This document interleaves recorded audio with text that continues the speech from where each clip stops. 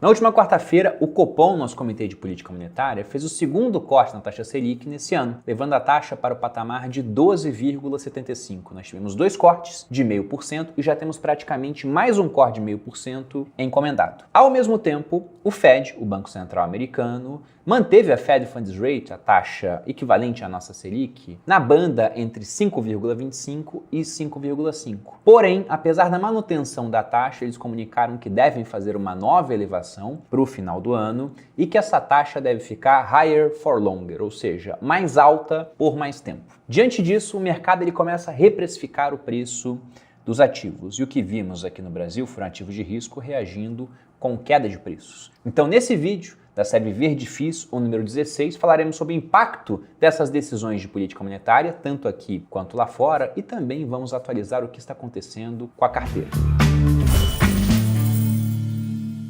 E aí pessoal do Você Mais Rico, quem fala aqui é Bruno Perini, criador do canal. E antes de entrar no assunto do vídeo, aproveitando que vou falar da Fed Funds Rate, do que está acontecendo nos Estados Unidos, vou lembrá-los que no dia 9 de outubro abriremos inscrição para a segunda turma do Viver de Renda no exterior. O Fábio Fares, que é monitor do Viver de Renda há 10 turmas, analista, mora no exterior, tem 25 anos de experiência no mercado, é o professor e lá ele vai te ensinar a investir de maneira global e entendendo também como é que funcionam os impostos para o seu caso específico. Porque se você pega os produtos educacionais feitos aqui no Brasil, geralmente eles focam no residente fiscal do Brasil. Viver de renda do exterior, o foco é você brasileiro que saiu do Brasil e agora é residente fiscal nos Estados Unidos, em algum país da Europa, da África, da Ásia, da Oceania e que por isso não investe porque não sabe como acessar mercados globais ou até entendeu como é que se faz, mas fica com receio de fazer porque não entende a parte dos impostos, o que muitas vezes afugenta as pessoas. Na primeira turma, na qual atingimos o NPS de 91, nós tivemos alunos de 25 países diferentes e todos saíram sabendo investir globalmente, entendendo a parte de impostos para o seu caso. Se você se enquadra nisso, é um brasileiro que quer aprender a investir, mora fora e por conta disso fica com receio de adquirir produtos nacionais, dê uma olhada no que Viver de Renda no Exterior tem reservado. Há um link aqui na descrição. Agora iniciando o vídeo com atualizações. Desde o nosso último Viver de FIS, que foi no dia 28 de agosto, então temos praticamente o espaço de um mês, o que aconteceu? Primeiro no cenário nacional. A inflação de agosto ficou em 0,23 e com isso nós temos o IPCA que se acelerou levemente, está na casa de 4,61. Lembrando que a meta para esse ano do IPCA é de 3,25 com 1,5 pontos de tolerância para baixo ou para cima, ou seja, o teto da meta é em 4,75. E pelo andar da carruagem, acho que a gente vai estourar um pouco o teto da meta, mas o Banco Central já não está de olho nisso, está de olho na meta do próximo ano, até porque decisões de política monetárias não são fritar um pastel que em 3 minutos está pronto, tem um efeito, né? Demoram meses para se manifestar na economia. Se a gente pega o IPCA 15 do mês de setembro, ele foi de 0,35, impactado principalmente pelo preço dos combustíveis, que, vale lembrar, ainda está com defasagem frente ao preço internacional. Enquanto isso, pensando na nossa taxa de juros, nós tivemos mais um corte da Selic, o segundo de 0,5, e um novo corte encomendado para a próxima reunião do Copom. Lembrando que teremos ainda mais 2 reuniões do Copom, uma no começo de novembro e a outra mais para o meio de dezembro. As reuniões acontecem a cada intervalo de 45 dias. E se a gente pega a expectativa de Selic para o final do ano, faltando 2 reuniões para que se encerrem, né, o ciclo de reuniões do nosso Copom, elas estão na casa de 11,75, ou seja, além dessa queda de 0,5% contratada para a próxima reunião, o pessoal que opina no Boletim Focus espera mais uma queda de igual magnitude. E esse movimento, pelo menos em teoria, deveria ser bem visto pelo mercado. Contudo, a gente tem que lembrar que o Brasil não é uma ilha, então não estamos sujeitos apenas às consequências das decisões tomadas aqui. E no cenário internacional, o que aconteceu? E que inclusive deve ter um impacto até maior do que as decisões internas que tivemos por aqui, foi a manutenção do patamar de juro americano da Fed Funds Rate entre 5,25 e 5,5. E essa manutenção deveria ser vista com bons olhos, né? Já que geralmente você tem uma subida de juros, uma manutenção, para depois termos a queda. No entanto, o que foi sinalizado é que nós poderíamos ter uma outra subida de juros, que levaria a taxa para 5,5 a 5,75 e que as taxas devem ficar altas por mais tempo, o que joga água no chope de muita gente, inclusive no meu próprio, que esperava essa taxa caindo já no primeiro semestre de 2024. Talvez ela comece a cair só depois. Lembrando que halving do Bitcoin com queda de juro americano seria maravilhoso. Mas se o juro começar a cair depois, depois, também não acho que vai ser muito depois do que o estimado hoje, né? Contudo, posso estar errado, vai saber o que vai acontecer. E diante dessa incerteza, como você pode ver na manchete, o mercado já começa a ajustar suas expectativas. E como o preço dos ativos de risco é dado pela sua capacidade de gerar um resultado daqui até o futuro, trazido a valor presente por uma taxa de desconto, isso significa ajuste no preço, principalmente se essa taxa de desconto sobe, porque nós esperamos juros mais altos por mais tempo. E nisso, se a gente pega a taxa dos treasuries, ou seja, os títulos públicos americanos de 30 anos e 10 anos, e esses títulos de longo prazo são aqueles mais utilizados como taxa de referência para o cálculo do valuation das empresas, o de 30 anos atingiu recentemente 4,64% de juros. E se a gente olha para o ano, a alta foi expressiva, né? Ele saiu de 3,97% para esse patamar. E o de 10 anos atingiu a sua máxima no período desde 2017, ou seja, temos 16 anos, batendo na casa de 4,5, como você pode ver nesse gráfico. E pelo gráfico você também observa que esse movimento ele já estava acontecendo, mas se intensificou desde o último comunicado do Fed. E o ponto é que quando as taxas de juros sobem, não são só os ativos de risco que caem de preço, mas também o próprio preço dos títulos de renda fixa no movimento de marcação a mercado. A taxa subiu, o preço do título caiu. O que faz com que aqueles portfólios 60-40, muito praticados pelos americanos, possam estar sofrendo bastante, com queda da parte de renda fixa, os 40%, e queda também da parte da renda variável, exceto se esse camarada estiver investindo em algum ETF que está sendo puxado pelas Big Techs. O S&P acabou sendo puxado pelas Big Techs, o QQQ também, mas quem está fazendo picking pode estar sofrendo bastante lá fora. Já que se você pega o S&P, por exemplo, com um peso igual de todas as empresas, esse aí já não está subindo igual o S&P puxado pelas Big Techs no ano. E sempre que a gente tem uma subida puxada por algumas poucas empresas, isso é um sintoma de fragilidade do mercado. Basta você pensar que em um sistema onde todo mundo se liga a um ponto central, né, se algo acontece com esse ponto central, o sistema desaba. Então, quanto mais a subida é puxada por poucos nomes, mais perigosa ela é. E não à toa, o mercado já começa a manifestar medo, se você olha para o Fear and Greed Index. E como nós não somos uma ilha, se o pessoal está com medo lá fora, nós teremos medo aqui também. E se vem uma crise, costuma ser melhor você estar posicionado em países mais seguros, como por exemplo os Estados Unidos, em comparação a países emergentes. Por conta disso, o dólar ele voltou a superar o patamar de R$5 aqui no Brasil. E se realmente caminharmos para uma diminuição do diferencial de juros, com o Selic caindo aqui, enquanto a Fed Funds Rate sobe por lá, talvez o dólar já tenha marcado sua mínima no período desse ano, dadas essas condições. Mas lembrando que há muito mais coisa envolvida e não somente a questão dos juros entre as moedas. E aí, no caso do nosso mercado de renda variável, com essas taxas de juros subindo lá, em consequência as taxas longas subindo aqui também, o que nós tivemos foi o Ibovespa caindo 2,5% um dia após o anúncio da manutenção das taxas de juros nos Estados Unidos. E no dia de ontem ele caiu mais 1%, acompanhando o que estava acontecendo no exterior. Olhando agora o nosso mercado de renda fixa, da mesma forma que as taxas longas lá subiram, batendo inclusive patamares muito altos em comparação a anos passados, aqui nós vimos novamente as taxas de títulos públicos mais longos subindo também. Felizmente, não tanto quanto lá fora em termos históricos. Se a gente olha, por exemplo, a taxa do IPCA mais 2035, veja que ela saiu de um patamar de 5,3 desde o último vídeo do Viver Difícil para um patamar de 5,77 no dia de hoje. Felizmente, ainda bem distante daquela taxa de 6,48,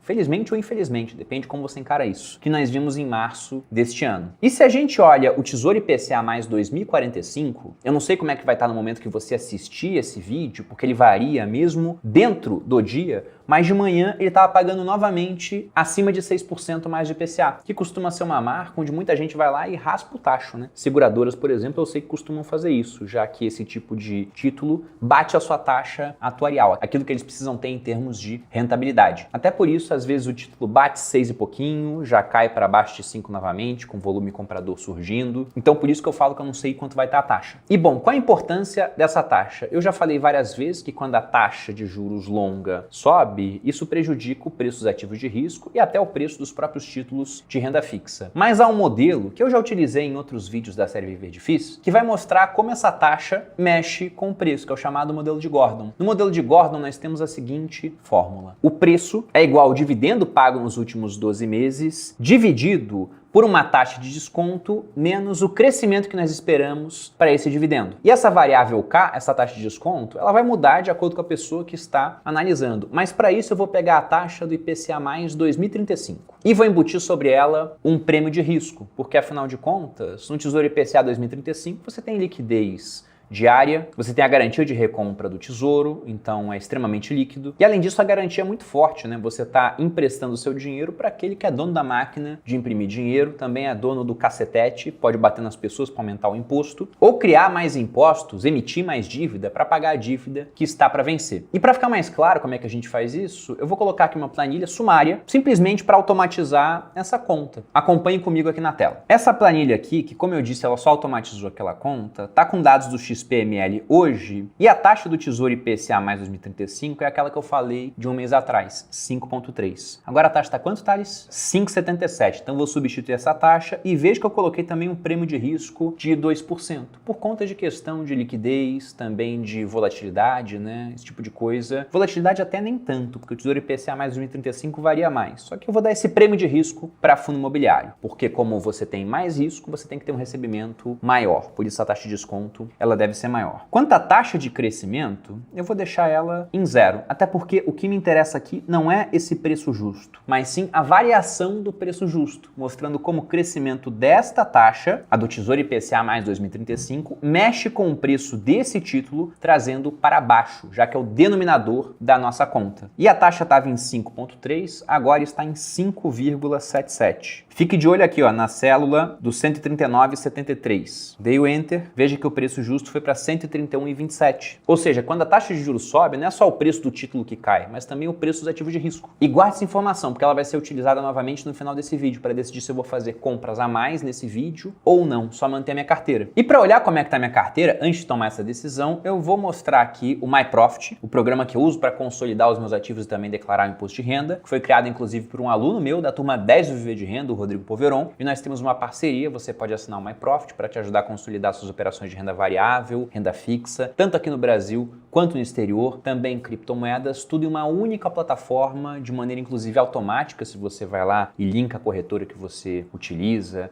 se você faz o link direto com a B3, facilitando bastante a sua vida. Para quem quiser, há um link aqui na descrição e um cupom PERINE10 para que você possa assinar com 10% de desconto. Agora falando sobre os ativos, se a gente olha aqui a tela principal, essa é a carteira que eu tenho no momento, aqui a distribuição, maior posição com RBRF, que é um fundo de fundos, traz uma certa diversificação para a carteira e também tem aquela questão de desconto sobre desconto que estamos vendo atualmente, porque se a gente pega, por exemplo, o fundo mais descontado, veremos isso mais à frente, é o JSRE. RBRF, por exemplo, compra JSRE, então está comprando ele com desconto. E o próprio RBRF também está descontado frente ao seu valor patrimonial. E no restante nós temos as outras posições com um peso grande no setor de papéis, nós temos KCRE, nós temos KNSC e o RBRY, dois fundos de shopping, o XPML e o VISC11, VISC11 é a menor posição da carteira, e nós temos aqui no meio um de galpões logísticos. Se a gente divide isso aqui por categorias, nós vemos que 33,5% aproximadamente da carteira está em recebíveis imobiliários, fundos de papel, nós temos 20% no nosso FOF, no RBRF, 16,2% em shoppings, VISC e XPML11, JSRE com 15,58% e LVBI, galpão logístico, com 14,03%, que é mais ou menos a figura que eu quero na carteira mesmo. Se eu penso em recebíveis imobiliários, eu quero que seja mais ou menos 1/3 da carteira. Então, quanto à disposição dos fundos, está legal. Visto esse giro geral aqui nas posições, deixa eu olhar agora os resultados na posição detalhada, porque no último vídeo nós não tínhamos nenhum FII da carteira abaixo do seu preço médio de entrada. Então, se eu olho agora, a mesma coisa está acontecendo. Alinhando aqui a parte dos ganhos, veja que o menor ganho que eu tive na carteira está com KCRE 11, que inclusive foi um fundo que eu comprei mais aí nos últimos episódios, está me dando 2,71, e o maior ganho está no fundo de galpões logísticos, LVBI, com 23,35% de ganho. Lembrando que esse ganho se dá pela diferença entre o preço atual e o preço médio. Aqui não estamos contabilizando, por exemplo, o efeito dos dividendos. dividendos, que inclusive para o KCRE, para o KNSC e para o RBRY,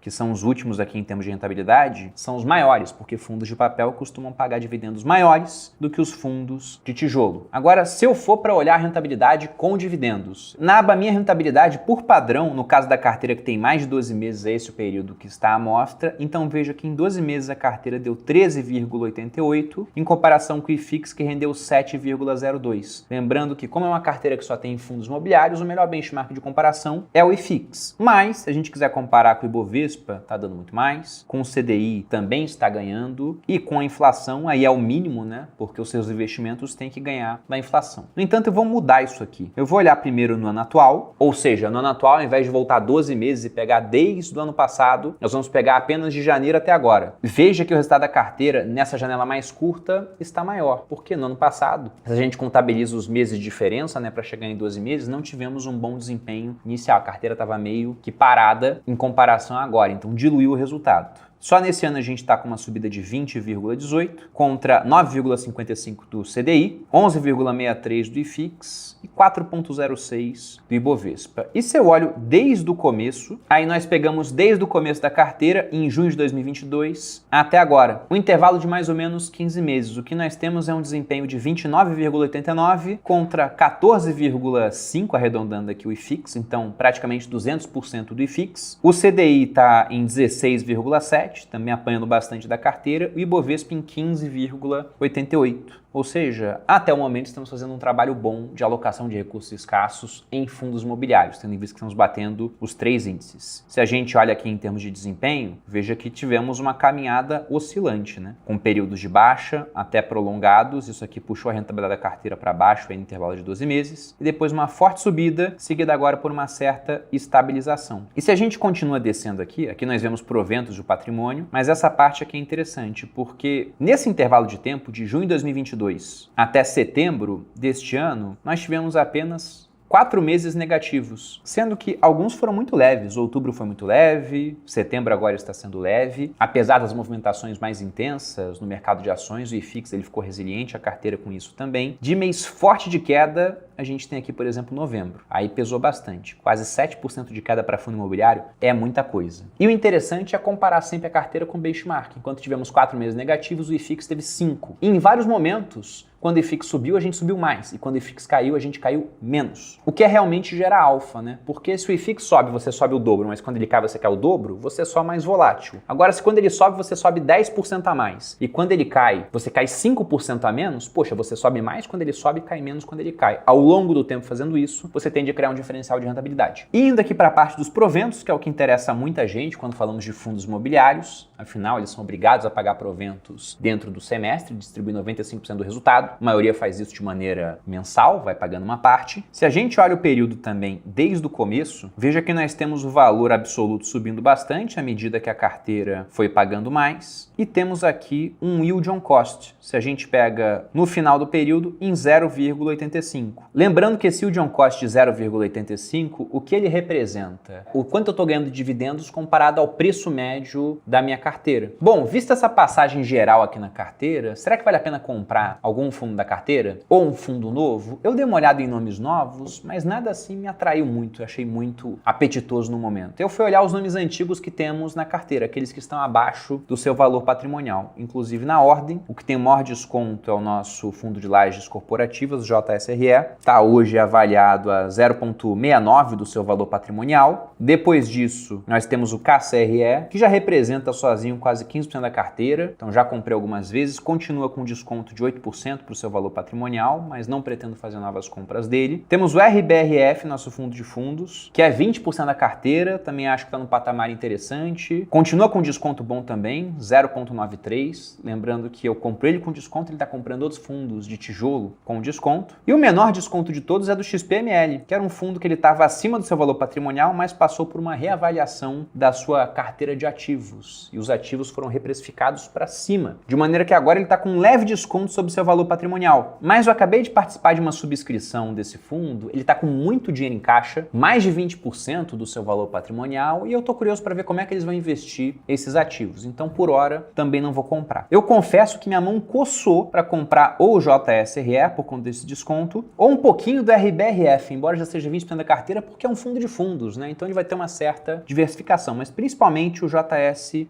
Contudo, dessa vez eu não vou comprar. Por quê? Vamos lembrar que quando as taxas de juros longas sobem, o preço dos ativos de risco tem que cair. Se a gente vai olhar o Ibovespa, se a gente pega a movimentação em 5 dias, poxa, ele está com uma queda de mais de 3,5%. Se a gente olha em um mês, também está caindo 2,35%. Em 6 meses, ele está meio que estável aqui, né? Subindo em comparação com o começo do ano, mas meio que dançando na sua estabilidade. E se a gente olha o intervalo de 5 anos, ele está com bastante dificuldade de romper essa região aqui em volta dos 120 mil pontos. Veja que é praticamente uma região de resistência. Foi rompida aqui muito levemente, de maneira breve em alguns pontos, mas depois quando bate 120, ele cai. E agora ele está mais ou menos dançando nessa faixa aqui. E sem muita expectativa de no curto prazo conseguir romper essa região, já que as taxas de juros longas estão subindo. Se eu olho para o IFIX, enquanto Ibovespa na semana, né, 5 dias, estava caindo aí 3,64, se eu não me engano, o IFIX está bem mais resiliente, caindo 0,78. O que até é esperado, né? Menos volatilidade em fundo imobiliário. Se eu olho em um mês, ele não está caindo, ele está subindo. Pouca coisa, mas está subindo. Um comportamento diferente do Ibovespa. E se eu olho, por exemplo, em 6 meses, ele sobe mais. Se eu olho no ano, ele está praticamente no seu patamar máximo. E vejo que ele está dançando aqui ao redor de 3.200 pontos já tem um tempo, embora as taxas tenham voltado a aumentar, as taxas longas. E se eu olho no período de 5 anos, eu vejo uma informação interessante. Porque agora nós estamos praticamente na máxima que os fundos imobiliários atingiram aqui no Brasil, que o IFIX atingiu lá em 2020. E quando a gente bateu essa máxima, a gente não conseguiu romper. Ou seja, é uma região de resistência. Geralmente os preços batem aqui e eles voltam a cair até que encontram novamente força compradora. E nessa série aqui eu não tenho pressa. Mas eu também quero ter um bom track record, fazer compras a preços interessantes. E preço importa. Até compartilhando a informação que eu recebi há pouco, dentro do grupo dos monitores do Viver de Renda, veja aqui quando que o Warren Buffett comprou várias das posições que ele tem em carteira, o preço-lucro que ele pagou nas empresas. Ou seja, ele tenta comprar barato, porque aí você aumenta a sua margem de segurança. E não que eu acho que tem fundo imobiliário muito caro agora. Eu mesmo mostrei que há vários com desconto frente ao seu valor patrimonial. Mas acho que no curto prazo eles podem cair mais, porque batemos uma região de resistência e não acho que a gente vai romper essa região agora. Então dessa vez eu não vou aportar novos recursos para,